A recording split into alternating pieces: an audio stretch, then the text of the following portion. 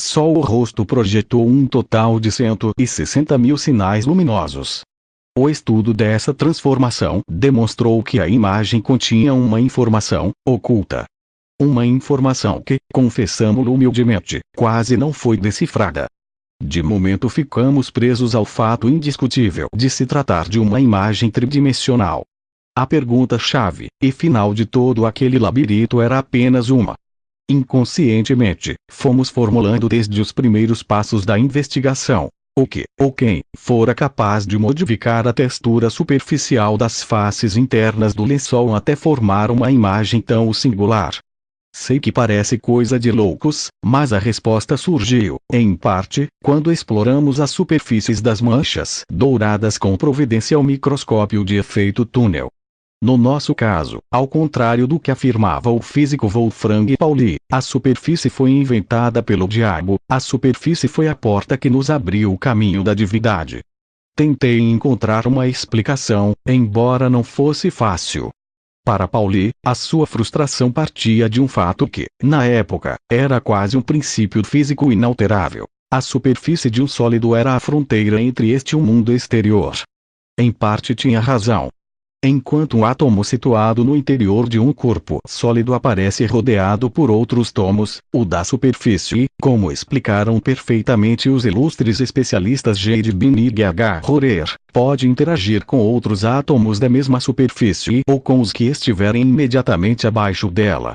Como consequência, as propriedades da superfície de um sólido divergem drasticamente das do interior.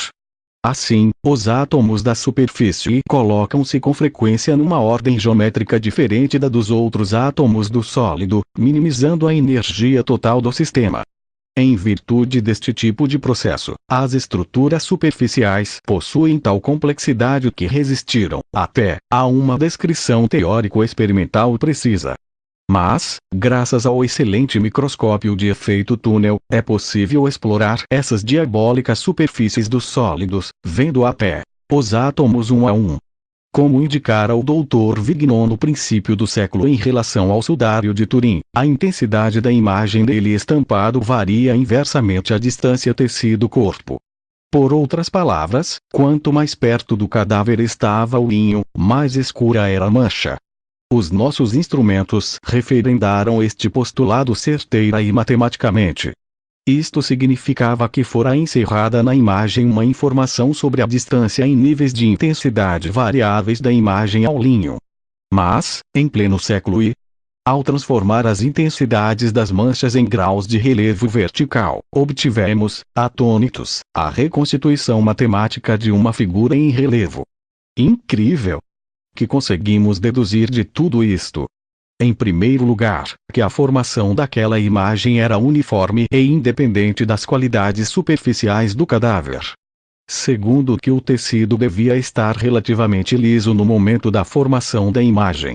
Terceiro, que os processos utilizados para mudar a intensidade das manchas ou atuaram uniformemente ou não atuaram. A tridimensionalidade tem de ser uma característica distintiva, dado que não existe distorção quando a imagem é transformada em relevo vertical.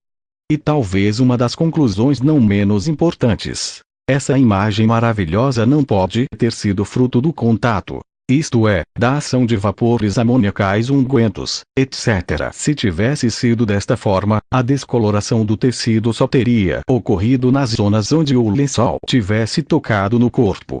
Um contato direto teria provocado que a imagem em questão aparecesse plana na parte superior como uma elevação vertical idêntica para todas as zonas de contato. Mas não era nada disto que se passava com o enigmático linho. Era muito mais. Como explicar que as impressões dorsal e frontal apresentassem o mesmo grau de intensidade? Pela lógica, um cadáver com 80 centímetros cúbicos repousando sobre o linho subjacente deveria ter produzido uma marca ou se não muito diferente da registrada no pano superior. No entanto, as duas imagens são idênticas. Só havia uma explicação: que o corpo, no momento da formação da imagem, estivesse no ar, em plena levitação. Mas esbarrávamos novamente com o impossível científico. Nenhum corpo, e menos ainda o de uma pessoa morta, pode elevar-se por si mesmo. A não ser que... Não. Era demasiado fantástico. Do que estamos convencidos, isso sim, é que, com o tempo, quando essa informação, codificada na imagem, puder ser estudada em profundidade, a humanidade se surpreenderá perante dados novos e arrepiantes sobre o que hoje se entende, ou não se entende, por ressurreição. Será apenas uma questão de tempo, embora eu saiba que nessa altura não estarei vivo. N. Do M foi isto, para empregar termos infantis, aquilo que o meu irmão fez no módulo. A ele se deve o que poderia ser o primeiro passo na incansável carreira da investigação científica em torno da ressurreição do mestre. Talvez as gerações futuras de cientistas lhe façam justiça. Cada ponta de tungstênio do microscópio de efeito túnel foi percorrendo a amostra. Neste caso, naturalmente, o tecido de linho. Mais exatamente, as superfícies nas quais se desenhava a fantástica imagem de um corpo martirizado. 2. Este aparelho, preparado pela IBM, pode decifrar estruturas que tenham apenas uma centésima parte do tamanho do átomo. Como se sabe, o microscópio óptico não tem capacidade para captar estruturas atômicas. A média do comprimento de onda da luz visível é cerca de 2000 vezes maior que o diâmetro típico de um átomo que, como se recordará, é da ordem de 3 angstroms.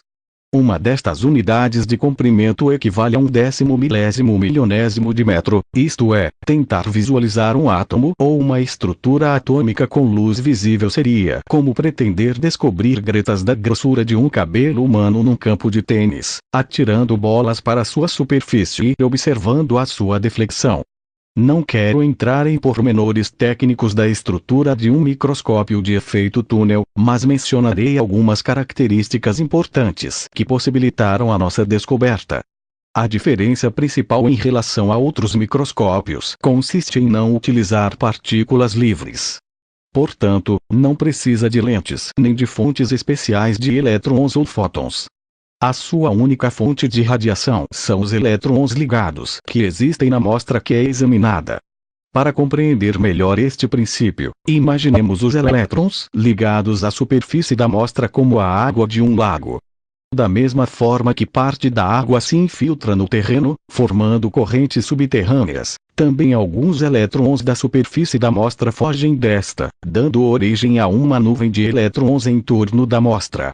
De acordo com a física clássica, e continuo a basear-me nos escritos de Beinig e Rorer, esta nuvem não deveria existir, porque a reflexão no limite da superfície confina as partículas dentro dela.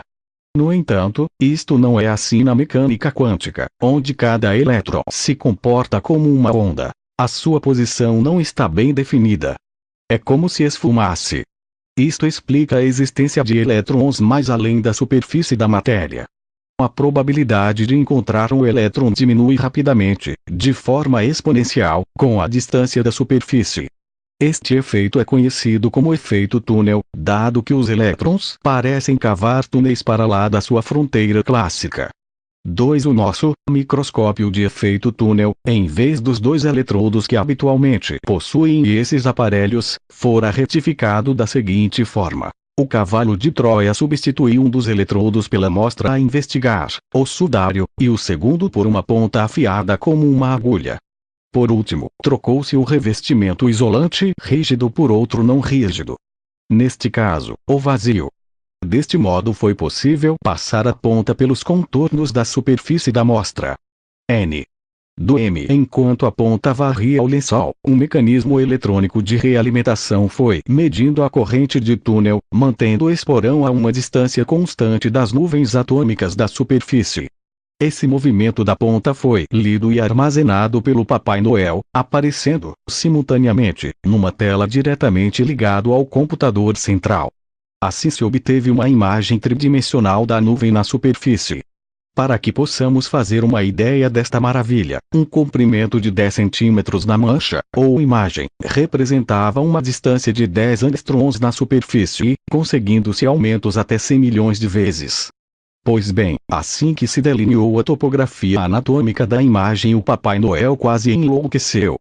A composição das nuvens que flutuavam sobre aquelas zonas do tecido era basicamente diferente das do resto do lençol, que não tinha este tipo de manchas douradas. Mas o dado revelador, o que nos transtornou, foi nos dado pela posição dos eixos ortogonais dos viveus da colônia quântica. Estavam alterados. Algo ou alguém os manipulara, colocando-os num agora que não correspondia ao dos restantes viveus do tecido. Estes, como era lógico e natural, estavam orientados para o momento presente. Aqueles, pelo contrário, conservavam uma inversão axial que nós conhecíamos bem. Não estou autorizado a revelar a tecnologia utilizada para reconhecer este tipo de mudanças nas anteriormente definidas e familiares unidades quânticas elementares a que chamamos viveus. No fundo, isso é o menos. O que é verdade, e transcendental, é que estávamos diante de um acontecimento único. A partir daí, com a ajuda do computador central, fomos ligando as pontas e chegamos à conclusão, tão teórica como provisória, naturalmente, que explicaria com alguma lógica o desaparecimento misterioso do cadáver de Jesus. Os viveus de todas as nuvens atômicas da superfície da imagem estavam estacionados, e continuo a usar palavras excessivamente pueris, no agora que, naquele momento, abril do ano 30, poderia ser definido como futuro. Mais exatamente, um hipotético abril do ano 35. Que significava esta descoberta? Só encontramos uma explicação satisfatória. O corpo do mestre devia ter sido submetido a um processo intenso e infinitesimal de aceleração da sua natural decomposição. Se esta, de acordo com as características do lugar de enterro, da constituição fisiológica do cadáver e de outros parâmetros bem conhecidos dos médicos legistas, tivesse seguido um curso normal e humano, a transformação dos restos mortais em pó teria levado um tempo cronológico variável.